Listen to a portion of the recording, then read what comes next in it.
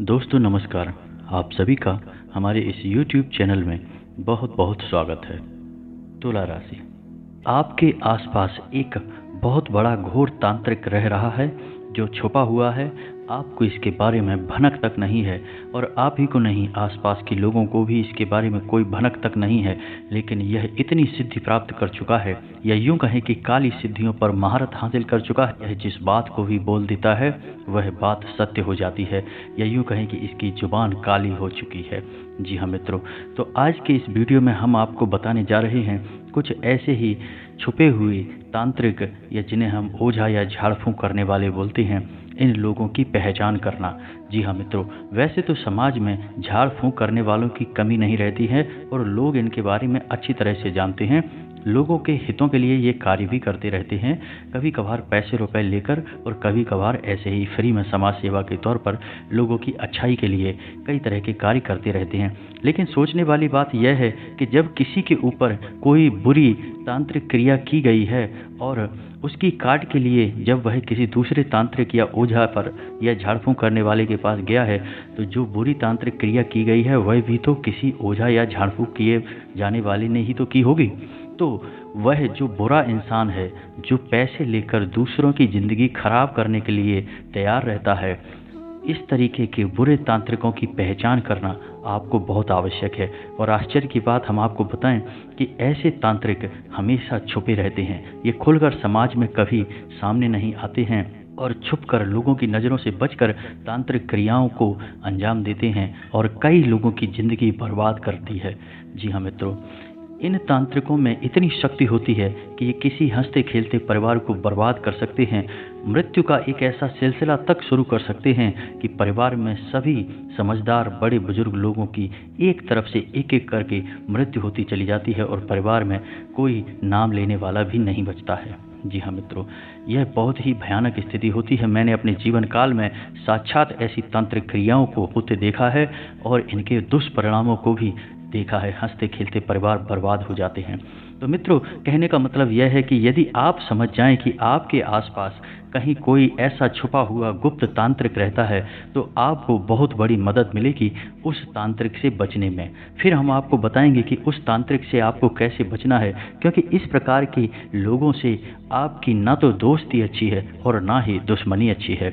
इस तरीके के तांत्रिकों से आपको बचना बेहद आवश्यक है, क्योंकि अगर इन्होंने मजाक में भी आपसे कोई ऐसी बात बोल दी जो ठीक नहीं है, वह भी सत्य होने के पूरे पूरे चांसेस रहते हैं। जी हाँ मित्रों, ऐसा इसलिए हो जाता है कि अधिकतर जो तांत्रिक हैं, जो काली विद्याओं में माहिर हैं, वे लोग माता काली को ही प्रसन्न कर लेते हैं और माता काली की प्रचंड शक्ति किसी अच्छे बुरे का भेद नहीं जानती है। वह तो शक्ति का शुद्ध स्वरूप है। तो चाहे आप उसे किसी को मारने के लिए उपयोग करें, चाहे किसी को जीवन देने के लिए उपयोग करें, कोई फर्क नहीं पड़ता है। तो माता काली की शक्ति जब प्रसन्न होती है तो इंसान की जबान में इतनी शक्ति आ जाती है, या यूं कहें कि वाणी में इतनी शक्ति आ जाती है कि वह जिस भी बात को बोलता है वह सत्य हो जाती है। यह बहुत ही घोर और भयानक स्थिति है मित्रों। तो आपको यह जानना बहुत आवश्यक है कि कहीं आपके आसपास ही तो कोई ऐसा व्यक्ति नहीं रह रहा, और अगर रह रहा है तो अब आपको सतर्क हो जाना चाहिए। अब आपने जरा भी लापरवाही की तो हो सकता है कि वह नाराज होकर आपके बारे में कुछ ऐसा कह सुन दे, या आपके खिलाफ कोई ऐसी एक प्रक्रिया कर दे कि आपके जीवन में धीरे धीरे धीरे धीरे विनाश शुरू हो जाए। दोस्तों, चाहे आप माने या ना माने, लेकिन शक्तियाँ तो हमारे आसपास कार्य करती ही रहती हैं, चाहे हम उन्हें देख पाएं या ना देख पाएं। कभी आपने मोबाइल से निकलने वाले सिग्नलों को क्या देखा है? कभी नहीं देखा, लेकिन फिर भी फ़ोन सक्रिय रहता है आसपास की ऊर्जाओं को तुरंत कैच करके और हमें मैसेज और फ़ोन कॉल्स दिखा देता है। तो ऐसे ही कई अदृश्य शक्तियाँ हमारे आसपास हर वक्त कार्य करती रहती हैं, और अगर हम उन्हें नकार देते हैं तब भी हम उनके द्वारा होने वाले परिणामों या दुष्परिणामों से बच नहीं सकते हैं। तो जानबूझकर नकार देने से इन शक्तियों का प्रभाव कम नहीं हो जाता है। तो बेहतर यह रहेगा कि हम सतर्क हो जाएं और थोड़ी थोड़ी जानकारियां लेना शुरू कर दें, जिससे हम इनके दुष्परिणामों से तो बच ही सकते हैं। तो इसी क्रम में मित्रों, जानते हैं कि छुपे हुए तांत्रिकों की पहचान क्या है। तो मित्रों, हम आपको बता दें कि ऐसे लोग जो गुप्त रूप से तांत्रिक क्रियाएं करते रहते हैं, ये अक्सर रात्रि के समय सक्रिय रहते हैं। आप इन्हें दिन के समय किसी भी पूजा पाठ में कहीं भी लिप्त नहीं देखेंगे। ये रात के समय ही हमेशा अपनी पूजा पाठ की गतिविधियों को अंजाम, क्योंकि नकारात्मक शक्तियाँ जिन्हें ये सिद्ध करना चाहते हैं वे रात्रि में ही अत्यधिक सक्रिय होती हैं। दूसरा पहचान यह रहेगी कि ऐसे व्यक्तियों की आंखें हमेशा लाल रहती हैं या फिर इनकी आंखों में लाल धागे हमेशा दिखाई देते हैं। आपको इनकी आंखें देखने में एक अजीब सा भय जैसा लगेगा। तीसरी पहचान यह रहेगी मित्रों कि ऐसे लोग हमेशा नशा करते हैं, लेकिन इनके नशे गांजे या फिर चिलम या फिर बीड़ी जैसे नशे होते हैं। यानी इनका नशा कुछ अजीब सा होता है, लेकिन कितना ही नशा ये कर लें फिर भी ये कभी बहकते नहीं हैं, ज़्यादा बोलते नहीं हैं। ऐसे लोगों की यह भी पहचान होती है, क्योंकि इनके शरीर में इतनी भयानक शक्ति होती है, प्रचंड शक्ति का प्रवाह हो रहा होता है कि इन्हें नशा करना ही पड़ता है। अगर ये नशा ना करें तो फिर इनकी दिमागी स्थिति स्थिर नहीं रह सकती, या हम यूँ कहें कि इनके शरीर में रह रही ऊर्जा अपना भोग नशे के माध्यम से लेना शुरू कर देती है। तो ये नशा अत्यधिक करते हैं, लेकिन ये भांग का नशा बहुत करते हैं, चिलम लगाते हैं, गांजा वगैरह ज़्यादा पीते हैं। मित्रों, अगली पहचान यह रहेगी कि ऐसे लोग अक्सर काला या लाल टीका अपने माथे पर लगाते हैं। लंबा टीका लगाएंगे और यदि लाल टीका लगाया है तो काला टीका उसके नीचे अवश्य लगाएंगे। काला टीका इनकी सिद्धि का प्रतीक होता है, काली शक्तियों का प्रतीक होता है। आपने देखा होगा कि टीके के प्रकार ये बताते हैं कि इंसान किसकी भक्ति कर रहा है, किसकी पूजा पाठ कर रहा है। जैसे हनुमान जी की पूजा करने वाले गोल केसरिया रंग की बिंदी लगाते हैं अपने माथे पर, टीका नहीं लगाते, लंबा टीका नहीं लगाते हैं। और भगवान विष्णु की पूजा आराधना करने वाले लोग माथे पर चंदन लगाते हैं और लंबा टीका लगाते हैं, और भगवान भोलेनाथ की भक्ति करने वाले लोग माथे के समानांतर तिलक लगाते हैं। तो टीके के प्रकार बताते हैं कि इंसान किसकी पूजा आराधना करता है। तो मित्रों, इसी प्रकार जो तांत्रिक क्रिया में लिप्त लोग होते हैं वे भी टीका लगाते हैं। तो या तो काला टीका लगाएगा या फिर लाल टीका लगाएगा, और लाल टीका लगाने के बाद नीचे छोटा सा काला टीका अवश्य लगाएगा। ये उसके टीके की पहचान है, इस तरह भी आप उसे पहचान सकते हैं। अगली पहचान यह रहेगी कि ऐसे व्यक्ति के घर के आसपास आपको कभी ना कभी फूल पड़े अवश्य दिखाई देंगे, नारियल पड़ा अवश्य दिखाई देगा, नींबू पड़ा दिखाई देगा, या फिर आटे से बनी हुई पुतले आपको अवश्य पड़े दिखाई देंगे कभी ना कभी। वैसे ये इन्हें छुपाने की बहुत कोशिश करते हैं, लेकिन कुछ क्रियाएं ऐसी होती हैं जिनमें इन्हें इन चीज़ों को सार्वजनिक तौर पर रखना ही पड़ता है। ऐसी स्थिति में आप आसानी से यह समझ जाएंगे।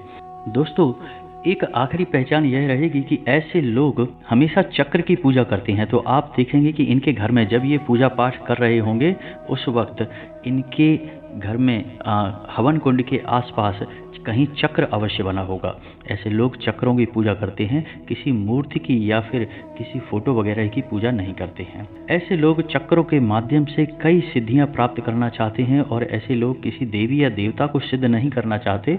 ऐसे लोग तमाम अन्य सिद्धियां प्राप्त करना चाहते हैं, जैसे कि यक्षिणी, अप्सरा, वीर, साधना, गंधर्व, किन्नर, नायक, डाकिनी, शाकिनी, कई प्रकार की सिद्धियां होती हैं, छोटी मोटी सिद्धियां होती हैं, लेकिन ये विकराल और नकारात्मक शक्तियां होती हैं जिन्हें प्राप्त करना चाहते हैं। तो चक्रों के माध्यम से इन सिद्धियों को प्राप्त किया जाता है।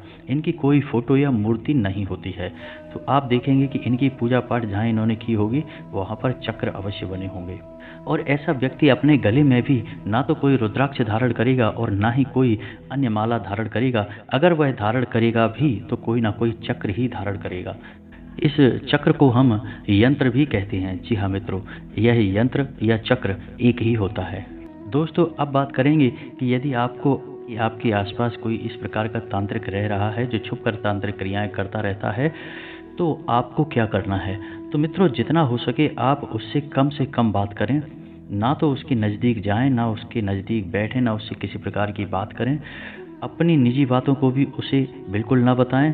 जितना हो सके उससे दूरी बनाकर रखें। ऐसे लोग बेहद खतरनाक होते हैं। इन लोगों की ना तो दोस्ती अच्छी होती है और ना ही दुश्मनी अच्छी होती है। कभी कभी ऐसा होता है कि हमारे जीवन में कुछ परेशानियां चल रही हैं और हमें ऐसा लगता है कि किसी ने हमारे ऊपर किसी प्रकार की क्रिया करवा दी है, तांत्रिक क्रिया करवा दी है, और हम उनसे मुक्ति प्राप्त करने के लिए किसी अन्य तांत्रिक के पास चले जाते हैं, किसी ओझा या झाड़ फूँक करने वाले के पास चले जाते हैं। यह हमारी बहुत बड़ी भूल होती है, क्योंकि तांत्रिक कभी भी किसी भी क्रिया को काट नहीं सकते हैं। झाड़ फूँक से किसी भी क्रिया को समाप्त नहीं किया जा सकता है। किसी भी बुरी क्रिया की काट दूसरी बुरी क्रिया से नहीं हो सकती। जी हाँ मित्रों, इसे याद रखें। तो इसके लिए आपको सकारात्मक ऊर्जा का प्रयोग करना होगा। जितना हो सके उतना भक्तिमय रहें, ईश्वर करें, हनुमान चालीसा का पाठ करें और माँ भद्रकाली की शरण में चले जाएं। जितनी भी तांत्रिक और बुरी क्रियाएं हैं, माता भद्रकाली का नाम लेने मात्र से ही समाप्त हो जाती हैं, उनकी काट हो जाती है।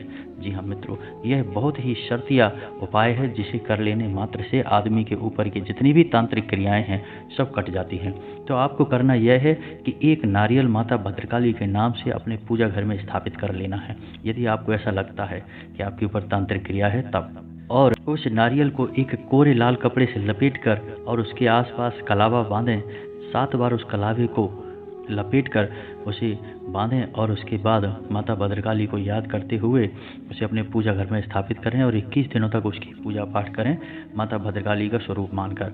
उसके बाद उसे नज़दीकी किसी माता काली के या भद्रकाली के मंदिर में जाकर उस नारियल को समर्पित कर दें माता को। बस इतना सा आपको करना है।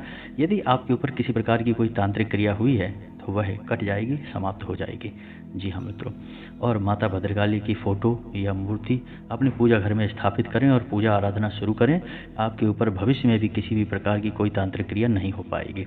मित्रों, वीडियो में दी गई जानकारी यदि आपको उपयोगी लगी हो, आपके जीवन में किसी प्रकार का इसका लाभ प्राप्त हो आपको, तो फिर आप पूरे भक्तिभाव के साथ कमेंट में जय माँ भद्रकाली अवश्य लिखें और वीडियो को एक प्यारा सा लाइक करें।